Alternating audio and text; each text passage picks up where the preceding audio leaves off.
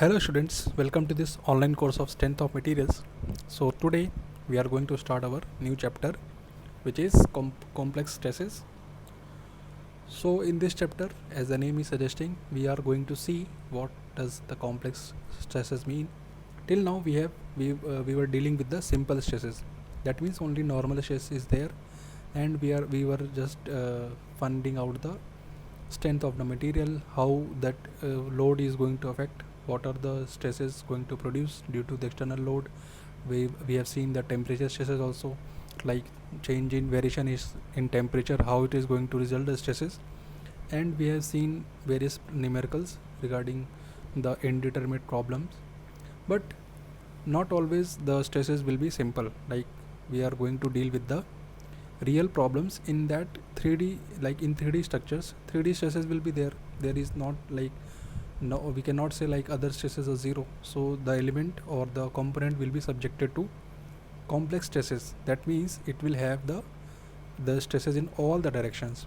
So as an engineer or as a design engineer, what is your duty or what is your job? To design the structure so that it will not be failed due to the loading.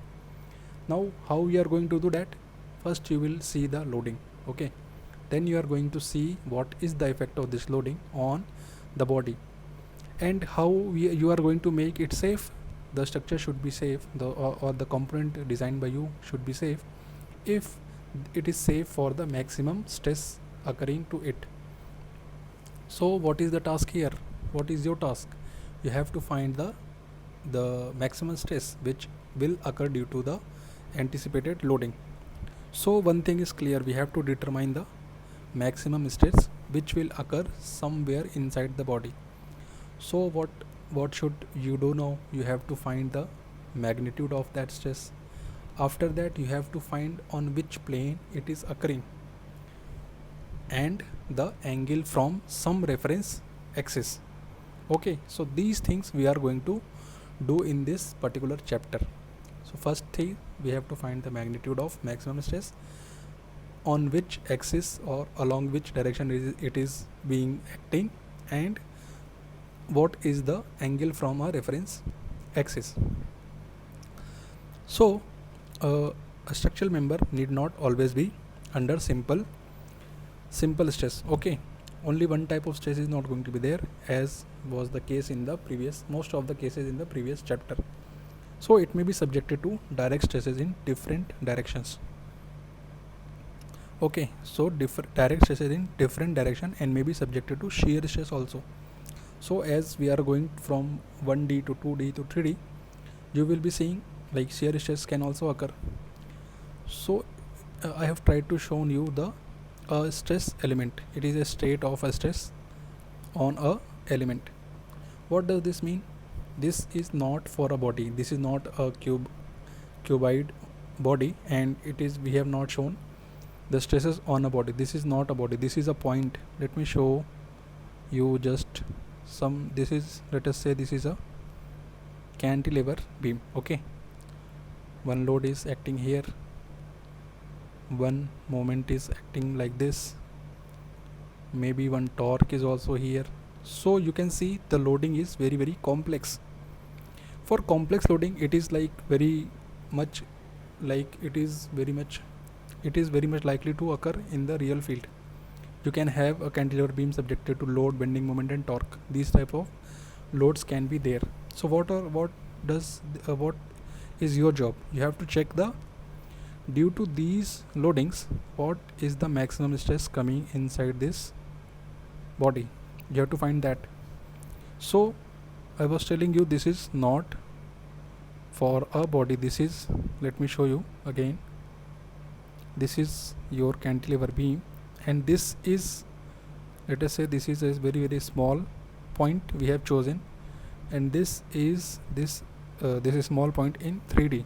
We have enlarged this point and we have tried to see what is actually happening on this point.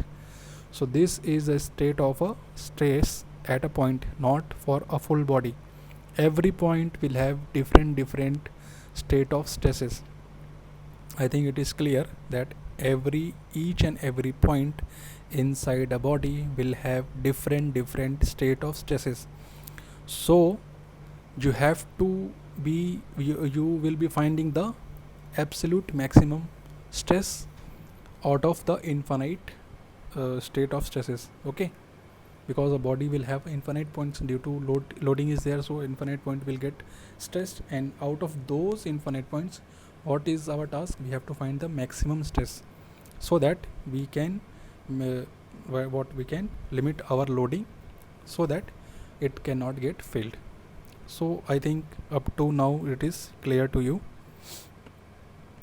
Now let us understand what is this diagram, what are these stresses, how we are going to check the direction or the plane, whatever is there.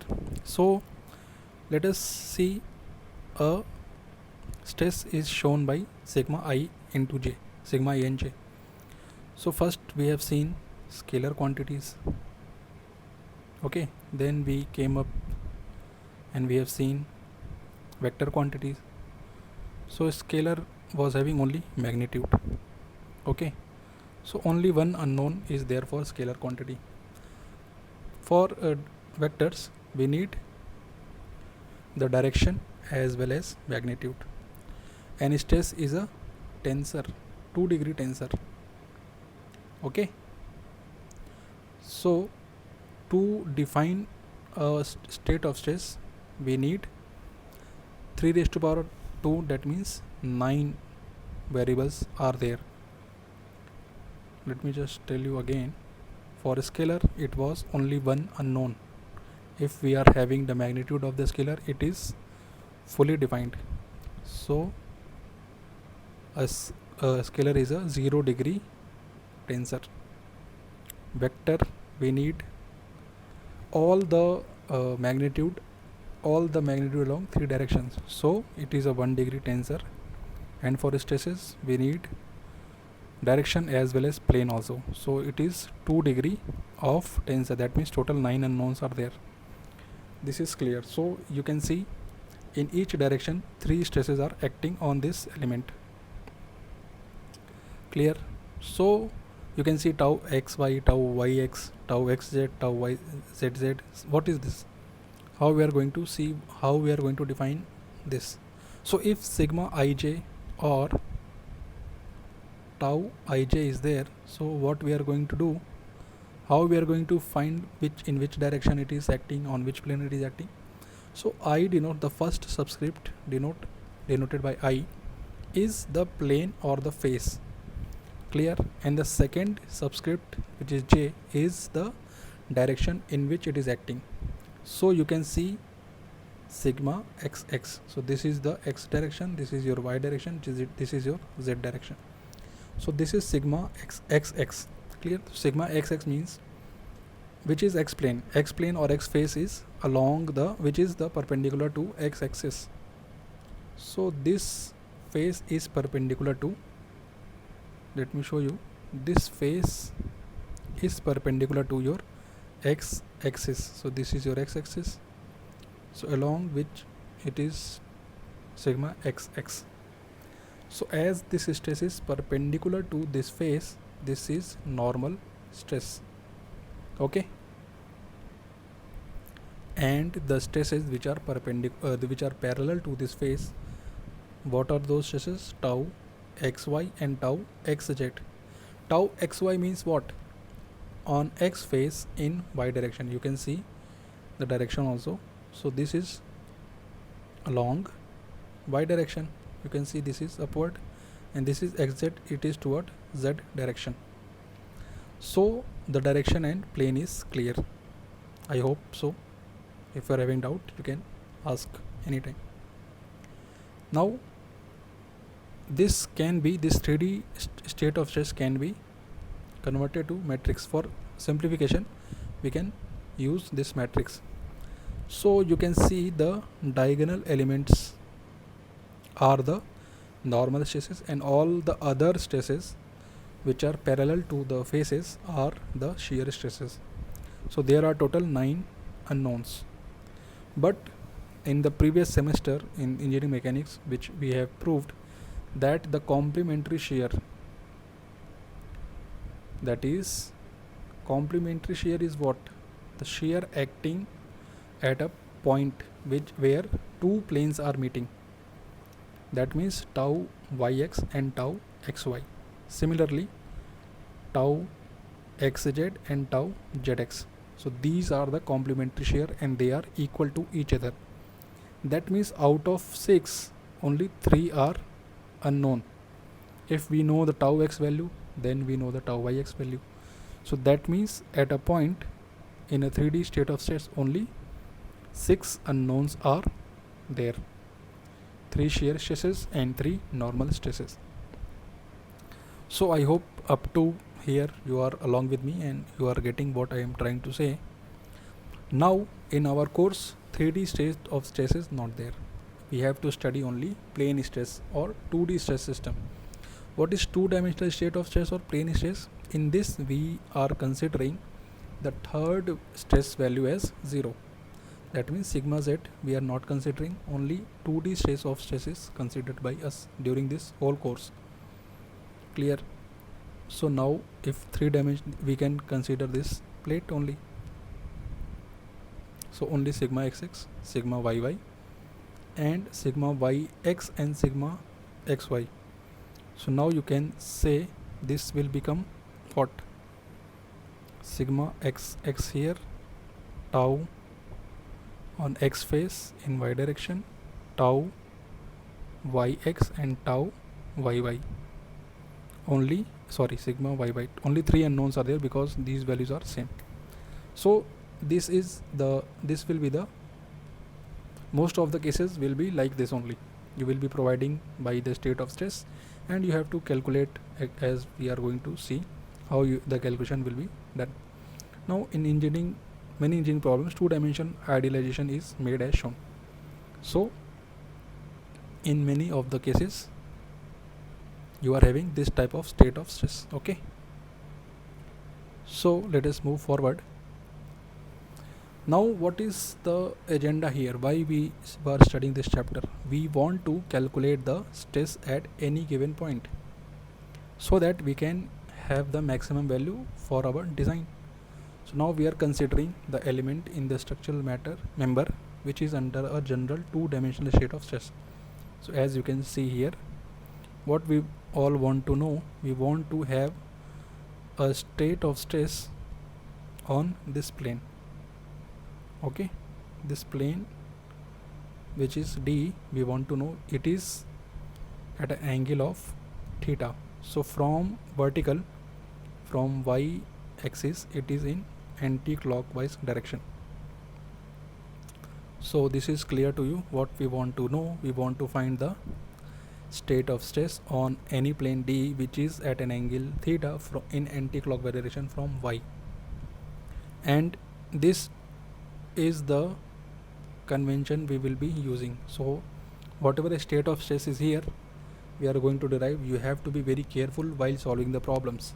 Okay, so whatever is taken here, if the angle is in clockwise direction, then it will become minus theta. For our derivation or whatever formula we are going to derive, what is the convention? The angle or the plane is in anti-clockwise direction. Okay, because if you will take the clockwise direction, you might take this also. For that the formula will change, the plus and minus will change, but we have to solve for some convention, so we are taking this convention. If you want to do, you can change the convention and you can have your own formula.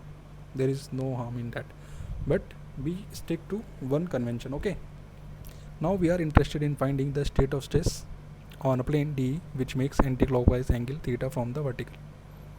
We are interested in finding the normal and tangential stresses acting on. We are assuming that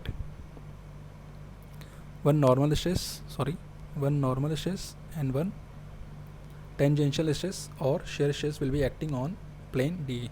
It is the maximum possible. If something will be 0, it will come automatically 0. But for now we are taking sigma n. So this is the direction n which is perpendicular to D, and this is parallel to E which is T direction. Clear?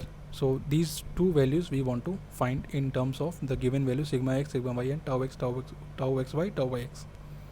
Let us denote the normal stress by sigma n and tangential stress as tau t.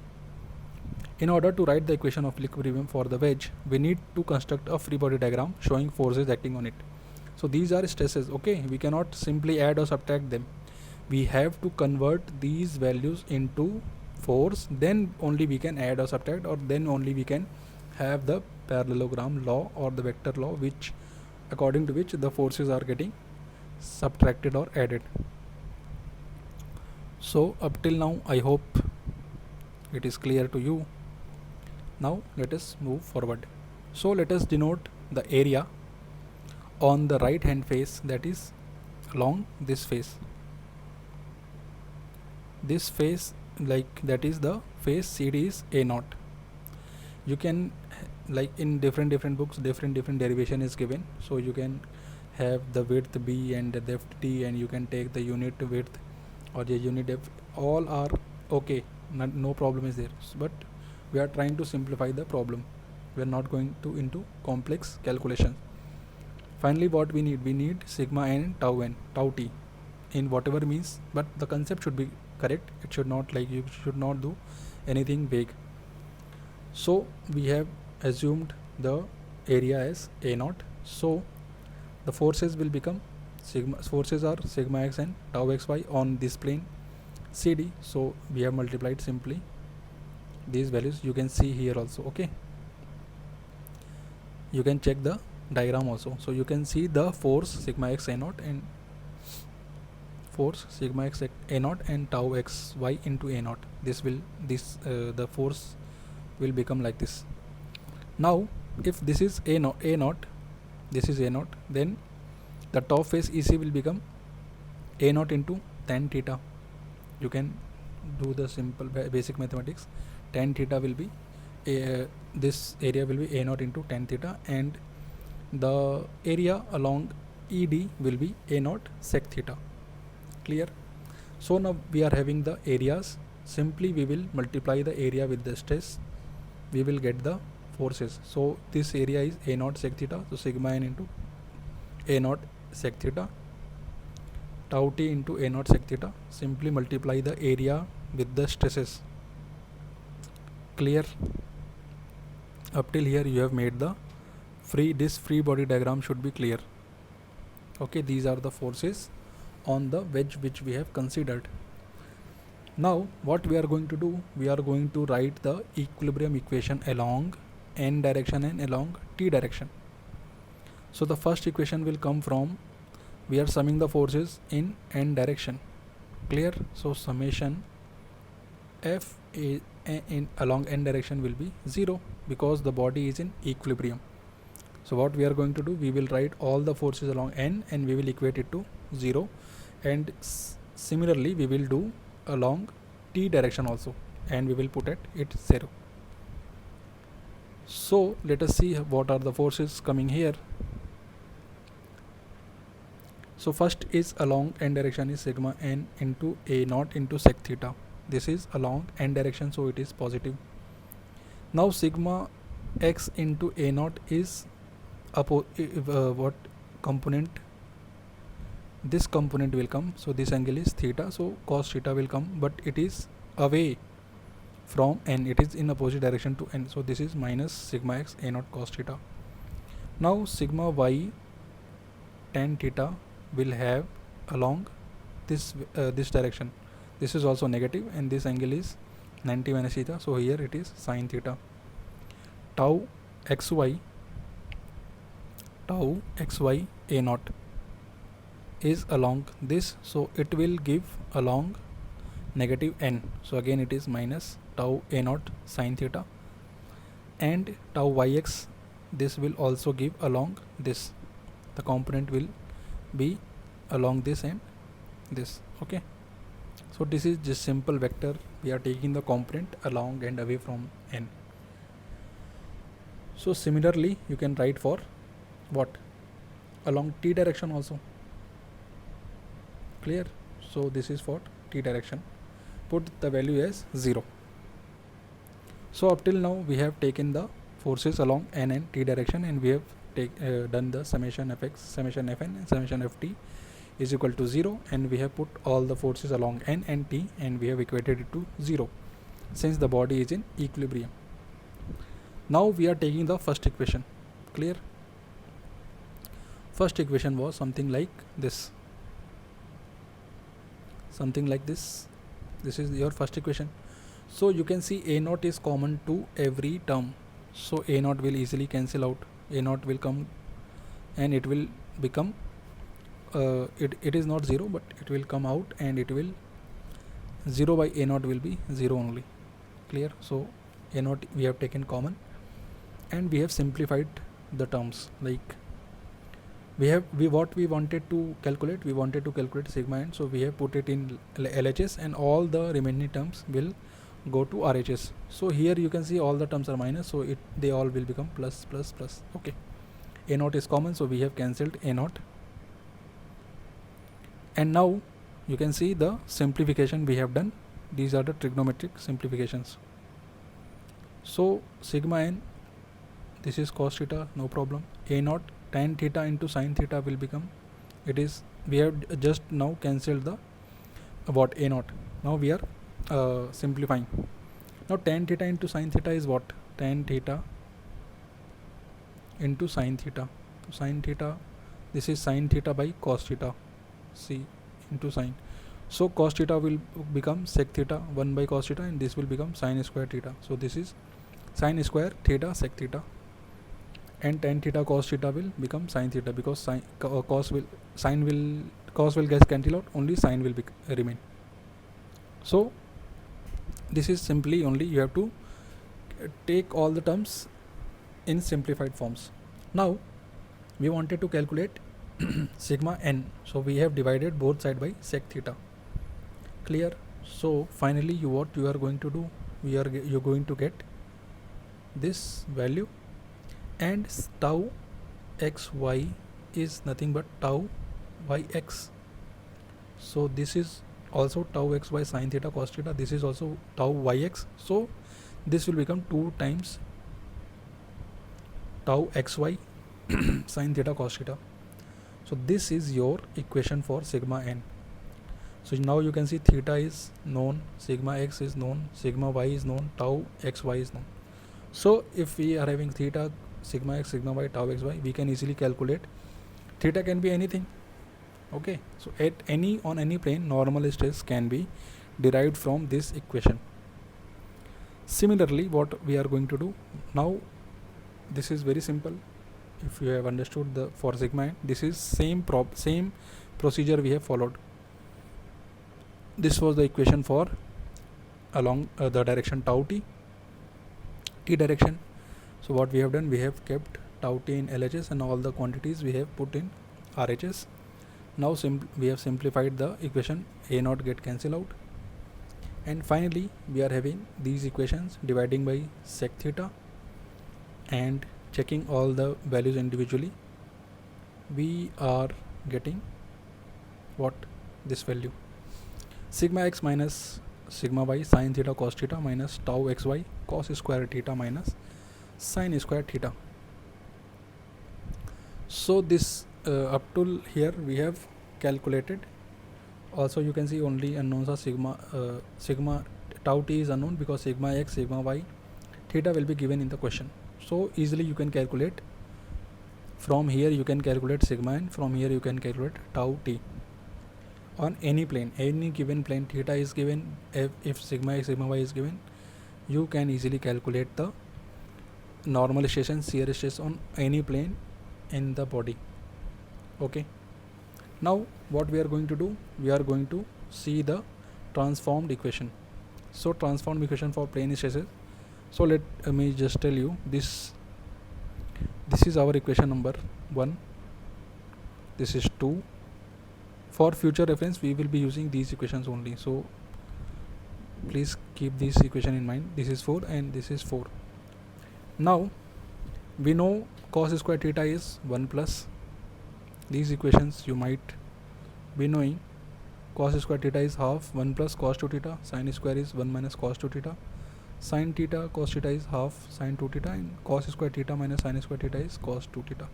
These things we already know. So in this equation what we are going to do, we are going to put cos square theta value, sin square theta value, sin theta cos theta value. After putting what we are going to get? Sigma n is sigma x plus sigma y by 2 plus sigma x minus sigma y by 2 cos 2 theta plus tau xy sin 2 theta.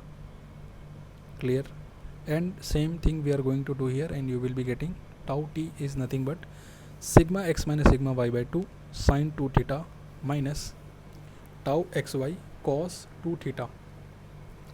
Clear? This is, I hope this is clear to you. Now if we want to calculate what the normal stress, if any plane which is perpendicular to this plane, okay, so if we want to calculate this value, if sigma dash, what we are going to do, this sigma dash is at 90 degree from plane DE, so we will replace theta by theta plus 90 degree and we will get the normal stress on that particular plane. Any plane you can calculate. So why I am telling this theta plus 90, this we are going to discuss in the next lecture. So up till now we are having these two equations, so we will meet in the next lecture and we will proceed further. So try to solve, try to derive this problem, these equation by your own. If you are not if you are not having any problem, then it's okay. If you are having some problem, you can ask me, but please try to solve these equations by your own without seeing the, just go through once the video is over, try to make your own diagram, check all the values and try to take components, because this question will come. It is like 99% probability is there this derivation can come in your exam, so it should be very much clear to you. At least 10 marks or 15 marks it will come. So this is all for today. Thank you.